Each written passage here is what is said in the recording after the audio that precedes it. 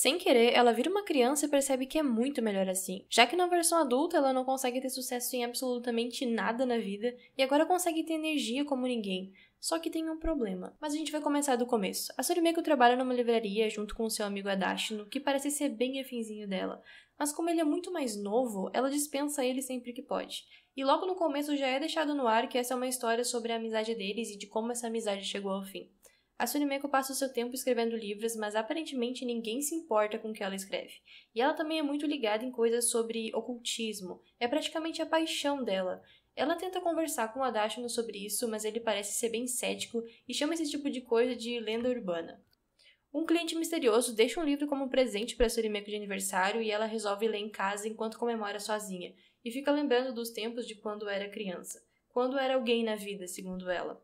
Ela lê a primeira frase do livro, que eu achei meio estranha, mas eu vou ler para ver se você entende algo. Nos céus brilham o sol e a lua. Você é como eles em meus pensamentos, e lamento que a cada novo dia você envelheça. Ela não dá muita bola e vai pro mercado enquanto troca mensagens com a Adashino. Inclusive, nessas mensagens, ela chama ele de moleque e ele fala consigo mesmo dizendo que não tem idade para ser chamado assim. Então é possível que ele não seja tão jovem quanto aparenta. Do nada, ela começa a diminuir no meio do mercado e vira uma criancinha. Ela até tira os óculos porque a visão dela melhorou, e sem entender nada, ela simplesmente sai correndo. No dia seguinte, o gerente da livraria onde ela trabalha dá falta dela, e o Adashino, por algum motivo, fala que ela provavelmente está constipada e com o corpo cheio de bosta. Diz que o médico falou que a vida dela está em risco e ela deve ficar em casa. Passa uma semana, a Tsurimeko não aparece no trabalho durante todo esse tempo, e o gerente do Adashino pede para ele ir atrás dela. Para surpresa de ninguém, ela não está em casa. Inclusive, a porta da frente está estrancada e o Adashino entra.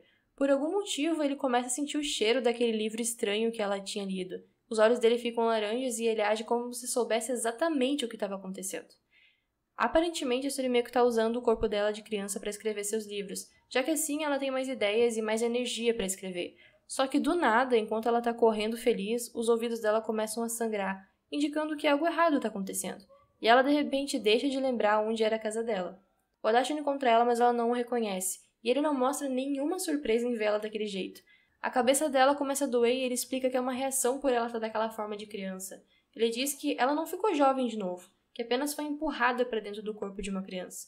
O sangue, os músculos, os ossos, tudo virou excesso dentro desse corpo. Ele diz que isso aconteceu porque ela leu aquele livro com aquela frase estranha que eu falei antes, que foi escrito por alguém não humano.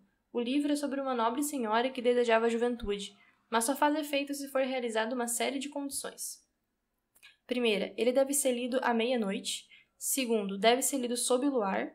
Terceiro, o leitor deve ter pelo menos 28 anos. E quarto, a leitora deve ser uma jovem virgem. E realmente, todas essas condições foram cumpridas pela Tsurimeko. Sem querer, né? E nem preciso dizer que quando ela ouviu o Adashino falando essa quarta condição, ela ficou um pouquinho brava. Acontece que, de qualquer forma, ela não pode ficar como criança, porque vai morrer nesse corpo. O Adashino dá a ela outro poema para que ela leia. Assim ela pode voltar para sua forma normal. Só que essa doida meio que não aceita ficar adulta de novo e sai correndo assim que volta ao normal, com o livro na mão. Enquanto chora, ela diz que não quer ser adulta e voltar a ser uma ninguém. Uma pessoa sem inspiração e solitária cujos livros ninguém lê. E depois desse show de drama, o Adashino diz que é fã do que ela escreve e a incentiva a continuar escrevendo seus romances. Ela então volta para a forma adulta e devolve o livro para ele, e depois desmaia. Bem no finalzinho, aparece o Adashino mostrando o livro para uma figura misteriosa com voz de senhora no escuro. Ela diz que ele poderia trocar o livro por um bilhete para a estação Yami, seja lá o que é isso.